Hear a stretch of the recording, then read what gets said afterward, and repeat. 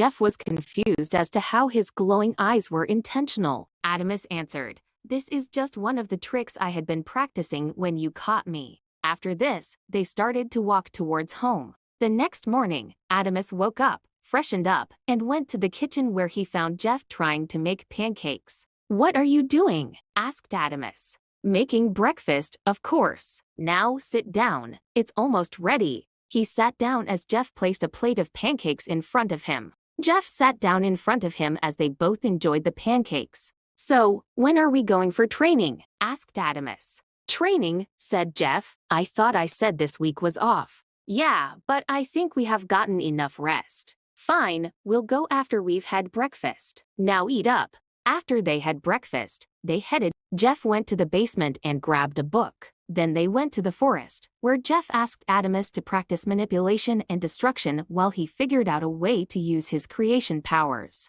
Adamus practiced for half an hour and then asked Jeff, "Why are you looking for a way to use my creation power, especially in a book? And why aren't we practicing creation like we did with manipulation and destruction?" Jeff answered, "The reason we are not practicing creation like usual is because creation is no easy task. It isn't like destruction or manipulation. That's why I am looking in this book for a way for you to use your creation powers without you accidentally killing yourself." Adamus' face was like he had seen a ghost after hearing this much. After a slight pause, he said, "So, any luck?" "Not yet," answered Jeff. "Oh, what's this?" He read, "Any power any being uses is deeply connected to his emotions, no matter how dangerous or calm."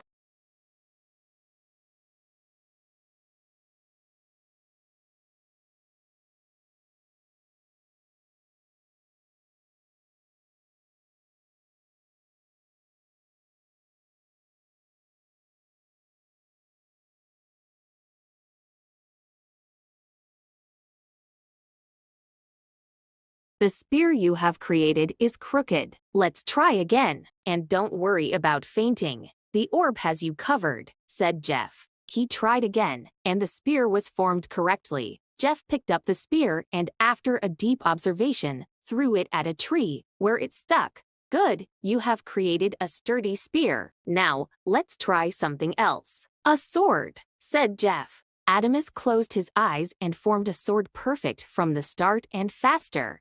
"You are getting faster now." "Good job," said Jeff. The sword dropped to the ground and broke into two. They both were confused. Jeff moved forward and looked at it. Turns out, it wasn't made of metal, it was made of graphite. So you can't control the molecules, can you? You need to be able to tell the difference in the atoms you form. I have a chemistry book back at the house. Every day after training, you'll study from it, okay? Adamus nodded in agreement. Jeff showed him the chemistry book and told him to study from it. Every night, after training, he spent 2 to 3 hours studying from the book. After a month, in the same place in the forest, he was creating objects left and right of all kinds, with the proper material. But it did require the energy orbs. "Good," said Jeff. "You have mastered creation. Now, can you do it without an external energy source? Try making a small object first, like a ball." Adamus tried, swirling his hands in front of him. A speck of iron appeared in front of him. He tried to make it grow, which it did, but not before Adamus was completely exhausted. Jeff helped him up and said, "Good, you created that without an external energy source or fainting, but you still got exhausted." "Yeah, but how will we get around it?" asked Adamus. "With training, of course," answered Jeff. Jeff handed him an apple and told him to take a bite. Adamus ate the apple and tried again. This time, he tried to make a diamond, as he remembered its atomic structure perfectly. A speck of glass appeared in his hand. Jeff took the diamond and examined it. "Good," said Jeff. "This is a perfect diamond."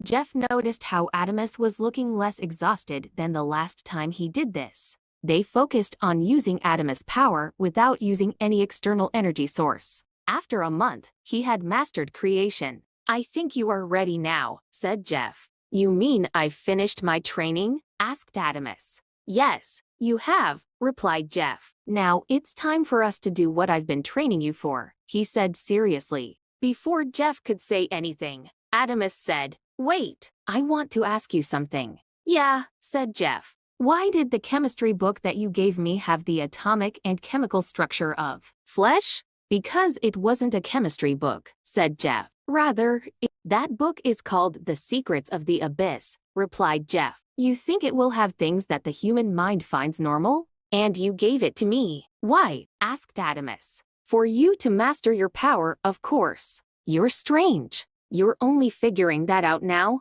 Anyway, I have to show you something, said Adamus. What? Adamus snapped his fingers, and a wave of light spread out from his hand in all directions. Whoa! What was that? Said Jeff. A skill I've been practicing, replied Adamus. With it, I can detect and tell every kind of molecule or atom present in the light's radius. And what I detected was human flesh. He pointed his hand toward something behind Jeff and dragged two men out of the bush. Adamus came near them. One of them suddenly took out a gun and pulled the trigger, aiming straight at Adamus' head.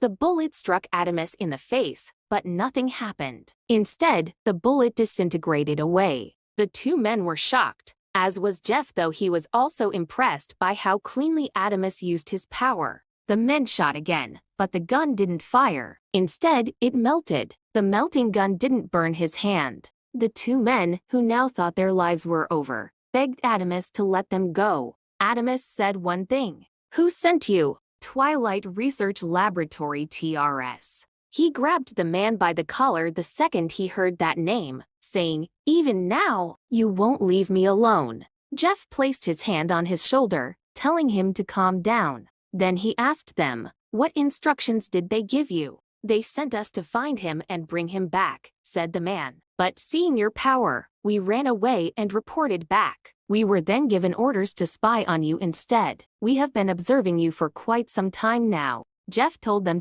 Jeff then took Adamus back home. Why did you bring me back here? Said Adamus. We need to go to the facility and put an end to it, once and for all. What do you think I have been training you for? Said Jeff. To destroy that hell once and for all. Wait, how do you know of that facility? Jeff took a deep sigh and said, For now, know that your parents and I have gone through the same hell you have in that facility. And I want to end it as much as you do. After an awkward pause, Jeff said, We need to plan out what we are going to do first. Adamus nodded in agreement. You remember the layout of the facility better than me, so you'll go inside. I'll monitor you from the outside. Adamus drew a map of the facility from what he remembered. Pointing towards the west side of the map, he said, There is more vegetation there, so we'll operate from there. In the west area, there are the subject and scientist rooms. I'll find an empty room.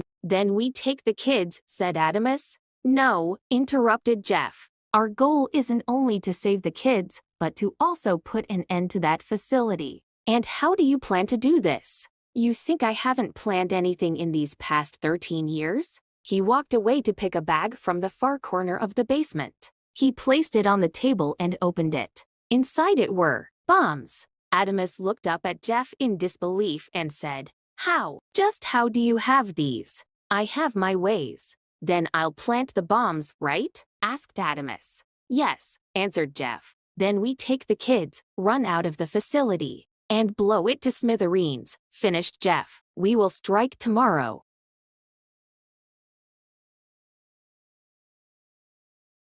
The next morning, around they drove towards the facility. On their way, Adamus told Jeff to stop the car. He got off and took a deep breath. Placing his hand on the ground, he said quietly, Atomic detection. He got back in the car, saying, We can't take the straight route. Jeff asked why. Because it is infested with guards, answered Adamus. Jeff looked around and found another path. They took the path and reached the facility safely. They went to the west area and hid the car. Jeff set up their escape and handed Adamus an earpiece. Before Adamus went into the facility, Jeff gave him a hug and said, Be safe. I will. Adamus used atomic detection and found an empty room. He placed his hand on the wall, and it disintegrated away. He entered the room and looked through the peephole to check for any guards. He saw one guard and thought it would be easy to take him out. until he heard the voices of two others. He tried to think of a way to take them all out, but nothing came to his mind. I should have thought of something, thought Adamus. As he wandered around the room, he accidentally knocked over a lamp. It fell and broke. The guards heard it. He heard a guard saying, "Hey Robert, check that room." Robert proceeded towards the room and opened it. Adamus hid behind the door and quietly took him out. To deal with the other guards, he placed his hand on the ground. Using his abilities, he mapped out the floor. Using that, he created a pool of destructive energy beneath them. They fell into the pool without making a single sound. Keeping out of the camera's view, he planted every bomb he had. Now all he had to do was take the kids. He remembered that this was the recess period. He ran towards the playground, but a guard saw him. He ran as fast as he could. He entered the walled playground and quickly barricaded the entrance. All of them were surprised, seeing Adamus after a long time. "Look, there is not much time to expel." As he was saying this, someone landed a punch in his face. He fell down and Dylan pinned him on the ground, punching him non-stop. "You are the whole reason this is happening. I am going to put an end to you, once and for all." Someone pulled Dylan off of Adamus. Adamus got up bruised, and the same person who pulled Dylan off of him landed a punch in his stomach. He fell to his knees and looked up at him. It was his best friend, Crystal. He said, "Where have you been this whole time?" As he helped him get up, "Training and planning to get you out of this place, once and for all." "How ironic. You have come to free us from the place you made worse." "Worse?" asked Adamus. "You think you escaping from here wouldn't have had any impact on the rest of—" Hearing this, Adamus went silent. Crystal said, "How do you plan to get us out of here?" "I have planted bombs all around the facility. We'll detonate them as soon as we get out of here," answered Adamus. "Who's we?" asked Crystal. "You'll find out," said Adamus. He took down the barricade, only to be met with a whole swarm of guards, ready to do anything to stop them from escaping. They screamed, "Open fire!" Dylan, using his telekinesis, stopped the bullets mid-air and pointed them back toward the guards. "I think you know what happened next." They all got out of the playground, and Jeff through the earpiece told Adamus to come with the kids to the main entrance instead of where the car was parked, the original escape spot. They all ran toward the entrance and got out of the facility. Jeff was waiting there impatiently. "Come on," he said. It was the most nervous Adamus had ever seen him. They all got in the car after Adamus told them to. Jeff quickly handed him a watch and told him to wear it. "Why?" asked Adamus. "It's your father's," answered Jeff. Hearing this, Adamus quickly took the watch and wore it. Jeff revved up the car and started to drive towards the forest when something passed them, tearing the car's tires and stopping it from going any further. Then, in front of them stood a woman in a lab coat. She said, "Leaving so soon?" "Adamus, it was Marilyn." "How are you still alive?" said Adamus. "That's because I am just like you." "You're nothing like us," said Adamus, "and I won't let you get away this time." Enraged, his hand rose to attack Marilyn, but then he remembered what Jeff had taught him, what happened the last time. He got enraged. His power controlled him, and he, at that time, controlled the universe. So he calmed down, knowing what would happen if he got out of control. "Oh, the real Adamus hasn't awoken yet. Well, guess I'll have to wake him up. Arise, spider." Saying this, she transformed into a creature, nor man, nor animal, something disturbing. "This is my power," said Marilyn. She lunged towards Adamus, trying to encapsulate him in a web, but Adamus dodged. She changed her hand into one big spider claw and swung it at Adamus, trying to behead him. Luckily, Adamus jumped and dodged the claw. Just as he landed on the ground, he said, "Crumble." The ground beneath Marilyn crumbled away, and she fell into the ground.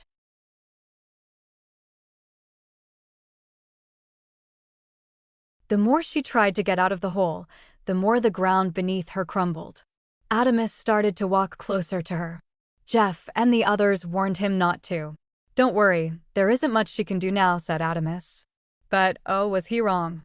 The moment he finished that sentence, Marilyn appeared behind him, with her claw up in the air, ready to slice him apart. Luckily, he had been using atomic detection this whole time. He sensed Marilyn just a second before she struck and moved away. This time, he didn't make it out safely. His hand had a huge, deep cut on it.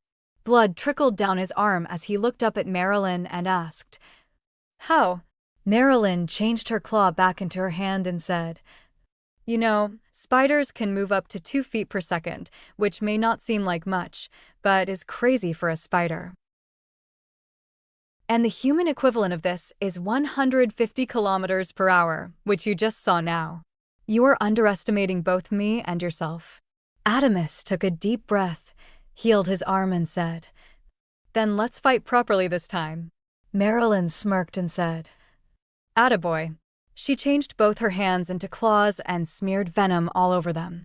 Adamus laid an energy armor over himself and put a dense energy dome on Jeff and the others.